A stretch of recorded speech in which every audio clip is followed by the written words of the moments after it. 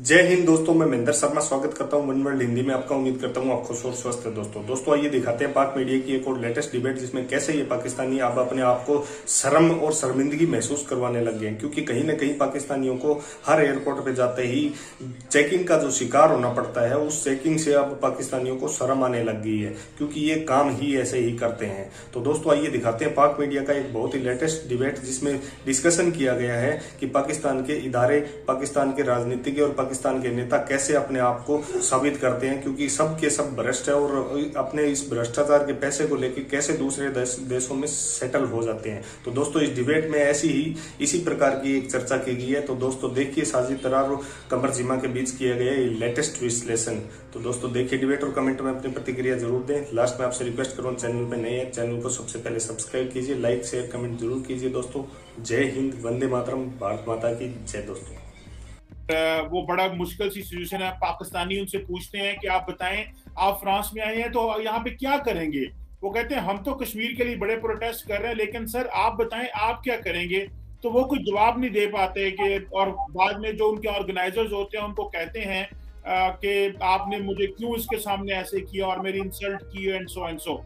लेकिन ये तो एक चीज है, लेकिन जो ओवरऑल डिस्कशन ये करनी है कि जो पाकिस्तानी डियास्पोरा है उसकी क्या क्वालिटी है, उससे क्या काम लिए जा रहे हैं और वो किस तरह परेशान है अपनी क्वालिटी ऑफ लीडरशिप को देख के, कि जो लोग उनको नेशनली और इंटरनेशनली रिप्रेजेंट करते हैं, बेसिकली उस हवाले से बात करनी है। तो मैंने रिक्वेस्ट की साजिद तारड़ साहब से, सर सबसे पहले तो आपका बहुत शुक्रिया, लेकिन सर साथ ही मुझे ये बता दें कि ये जो शहरियार अफरीदी साहब हैं, इन्होंने जो फ्रांस में किया कि अपने लोगों को गालियां दे रहे हैं, ये क्यों करके आप क्या समझते हैं कि आप तो क्योंकि खुद डियास्पोरा हैं, आप कैसे समझते हैं कि हमारे जो पार्लियामेंटेरियंस बाहर जाते हैं तो ये किस तरह के हालात वहां पैदा होते हैं और डिस्कशंस होती हैं। Joseph, thank you so much. असल में हमें क्या समझा जाता है ये बिल्कुल हमें याद है। हमारा पहला ट्रीटमेंट शुरू हो जाता है एयरपोर्ट से जब उतरते हैं, और उसके बाद हमारी मुसीबतें बिल्कुल हमारा जिस तरह इंतजार कर, इस तरह हमारे साथ किया जाता है जिस तरह लोग इंतजार कर रहे होते हैं हमें लूटने के लिए। और starts from the process, starts from the airport. रिश्वत के रेट डबल हो जाते हैं, जाली मुकदमात में फंसा लिया जाता है, जमीनों पे कब्जे पहले तो रिश्तेदारी कर लेते हैं, रिश्तेदार ना करें तो मोहल्ले वाले चढ़ जाते हैं। वो कहते हैं इन्हें पैसों की जरूरत क्या है, इन्हें यहाँ आना नहीं चाहिए, आप यहाँ क्या लेने आए हैं। उसकी मिसाल आपने देखी है कि मौसूफ थ्रेट कर रहे हैं कि मैं छोड़ूंगा नहीं, मैं छोड़ूंगा नहीं। और मैं I personally know that journalist, he is a wonderful person, he is a wonderful person. Younis Khan साहब is a very has a very good background. और उस बेचारे का सिर्फ कसूर ये था कि वो आप अपनी ड्यूटी क्यों नहीं कर रहे। इतना सेंसिटिव पोर्टफोलियो कश्मीर का, और जिस तरीके से वहां पे गालियां दी गई, वो मैं समझता हूं हर ओवरसीज पाकिस्तानी को गाली दी गई है। और ये पहली बात नहीं है, हमारे पोर्टफोलियो ओवरसीज पाकिस्तानीज के साथ सिर्फ ये नहीं कि जस्टिफिकेशन नहीं की जाती। वहां पे मैं एक दफा एक ओवरसीज पाकिस्तानी मिनिस्टर के ऑफिस में गया था, ना सिर्फ मौसूफ को पता ही नहीं था कि ओवरसीज के इश्यूज क्या है, वहां वो बैठ के मास्टरों और पटवारियों के तबादले कर रहे थे। ये पहली दफा नहीं है। हमारी ज्यादातर कैबिनेट ऐसी है जिनको उनके मोहल्ले के किरानादार सिगरेट उधार पे ना दें। वो इस वक्त हमारी किस्मतों के फैसले, और 73 साल से ये डाके जारी है, ये आज का नहीं है। अब तो खैर तारड़ साहब एक सेकंड दीजिएगा, मैं वो ऑडियो कोई वीडियो चलाना चाहता हूँ ताकि व्यूअर्स को भी पता चल जाए। ये आप लोगों ने आपकी तंजीमों ने सब पूछा कि तुमने खबर किससे लगाई, आपने सब क्या पूछा, आप लोगों से बोल रहे हैं कि तुमने सबसे पूछा खबर किससे लगाई, क्या पूछा मेरे से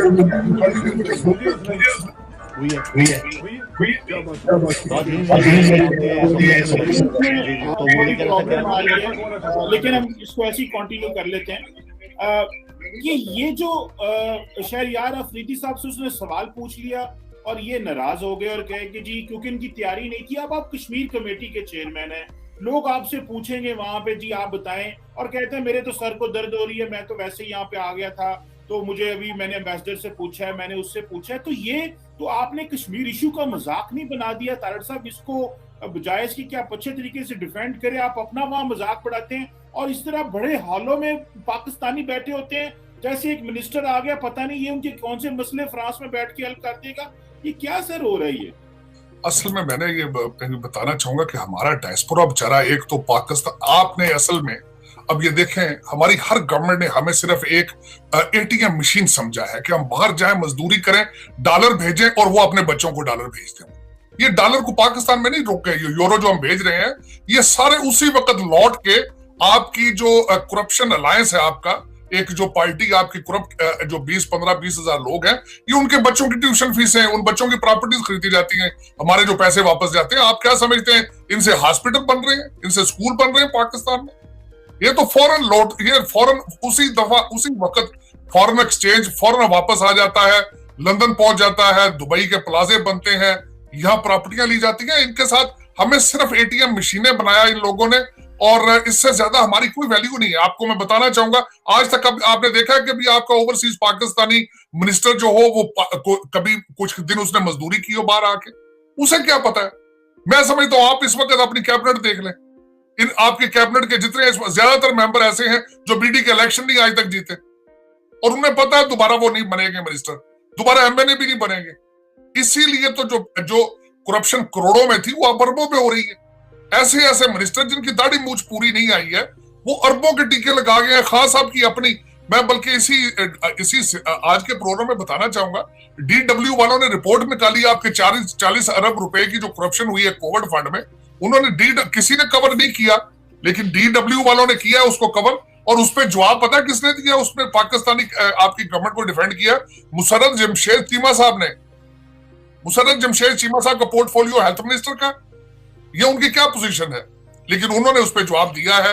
इस पे उन्होंने बताया किस तरीके से बायोमेट्रिक्स के जरिए फ्रॉड किया गया, डीडब्ल्यू वाले ने रिपोर्ट निकाली है, किस तरीके से यूटिलिटी स्टोर वालों ने वो 40 अरब रुपया लूटा है।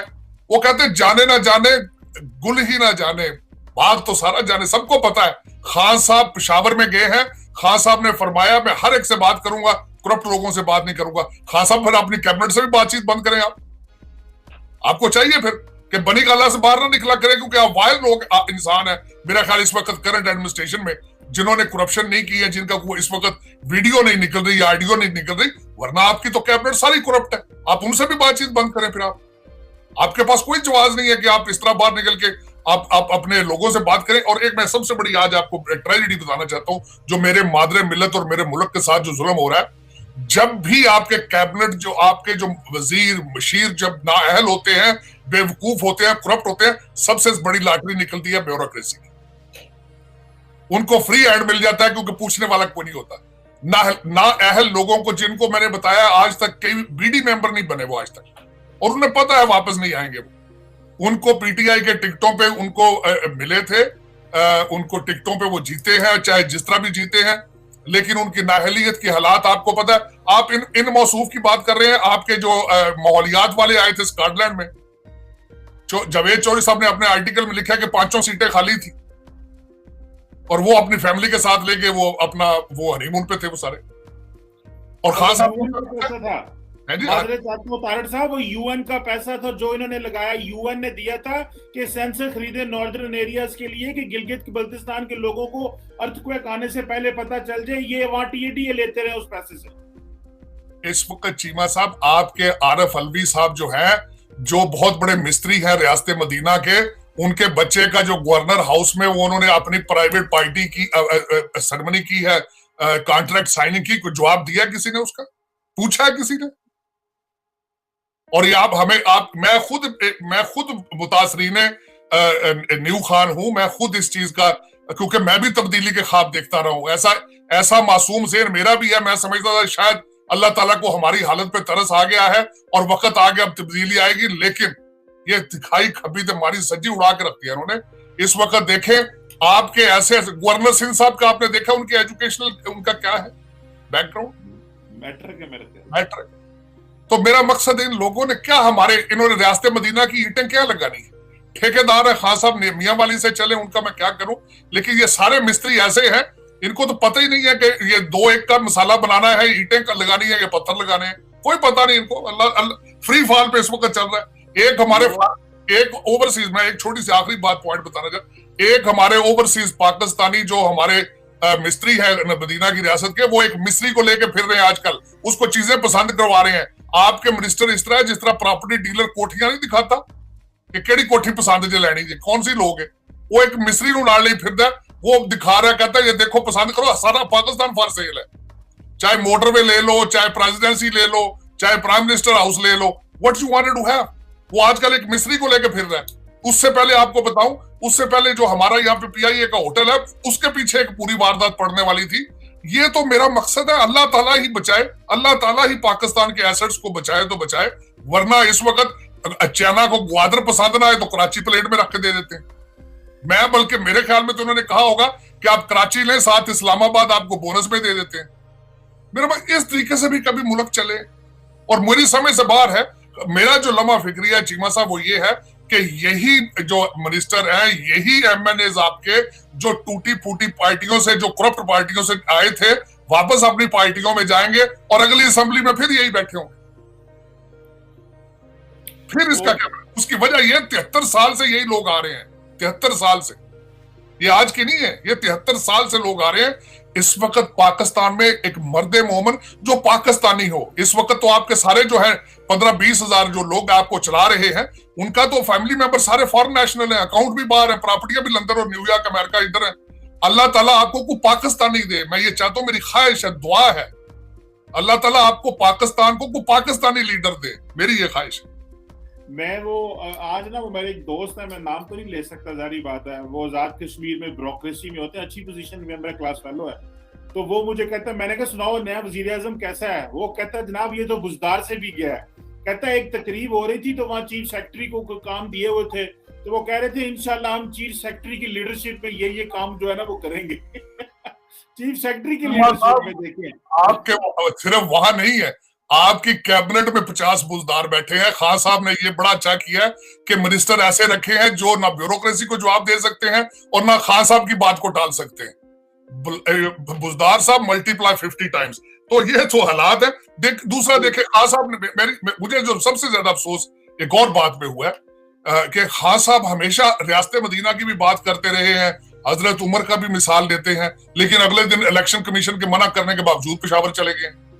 और एक उनके मिनिस्टर साहब हैं और अपने हल्के में अपनी भाई की कैंपेन में उन्होंने ऐलान कहा है कि फंड मैं सिर्फ दे सकता हूं, उन्होंने तड़कियां लगा दी वहां पे, और वही मिनिस्टर साहब को आजाद कश्मीर में इलेक्शन कमीशन ने मना किया था तो वहां भी नहीं रुके थे। मेरा मकसद आज लॉ एंड ऑर्डर रियासत मदीना में ये होता है। दुनिया के लिए आपने एहतसाब खोल रखा है सिर्फ दूसरी पार्टियों के लिए, लेकिन आपके चाहे वो रिंग रोड का डाका मार जाए, चाहे वो 40 अरब रुपए लूट जाए, चाहे वो हबीब बैंक के साथ मिलकर डाका मार जाए, उसके लिए कोई सवाल जवाब और उसके लिए कोई नैब और कुछ भी मौजूद नहीं है। लेकिन इसमें अफसोस के अलावा कुछ नहीं हो सकता, बल्कि ये कि मैं डायस्पोरा की आपका मैं बात कर रहा था, हमारे डायस्पोरा के हालात भी इस तरीके से हैं कि आपने वोटिंग राइट्स दे देते हैं। अब डायस्पोरा की हालत देखें, आपके मिनिस्टर इस वक्त, आपके मिनिस्टरों की सिर्फ एक खूबी जरूर मैं मानूंगा कि वो चंदा मांगने के एक्सपर्ट है। उन्होंने आपकी शौकत, इस वक्त ज्यादातर आपकी कैबिनेट जो बाहर से गई है उनकी सिर्फ एक खासियत है कि शौकत खानम हॉस्पिटल के लिए चंदा इकट्ठा करते रहे थे वो, और वो उसमें वो माहिर हैं। वो अब चंदा मांगने, अब इसको अच्छाई समझ लें या बुराई समझ लें, और वही हालात इस वक्त डायस्पोरा के हालात ये हैं कि पीपल्स पार्टी को पीपल पार्टी कहते हैं और हमारा डायस्पोरा नून लीग को नून लीग कहते हैं, ये हालात है। और उनको आपने वोटिंग राइट दे के कहा कि आओ बच्चों वापस आओ, मिलके बनाए पाकिस्तान को। उनको वोट का राइट दिया। न्यूयॉर्क और लंदन में जो पाकिस्तानी बैठे हुए थे, जो टोरंटो में या ऑस्ट्रेलिया में जो कि सिटीजन है वहां पे, उनको ये लालच देने की क्या जरूरत थी भाई? अब डायस्पोरा के हालात ये हैं कि हमारा, अब मेरा आपसे डायस्पोरा के रिटर्न में एक क्वेश्चन होगा। अगले दिन एक मैंने हादसे की खबर पढ़ी है और मैं शॉक हो गया कि एक डिस्ट्रिक्ट में जो डीपीओ है वो भी डॉक्टर है और जो डिप्टी कमिश्नर है वो भी डॉक्टर है। अब मैं हैरान हो गया कि ये सीएसएस, पहले मैं जब पाकिस्तान जब मैंने छोड़ा उस वक्त हर बच्चा डॉक्टर बन के कौम की खिदमत करना चाहता था। आज सारे एसएसपी बन के, एएसपी बन के खिदमत करना चाहते हैं।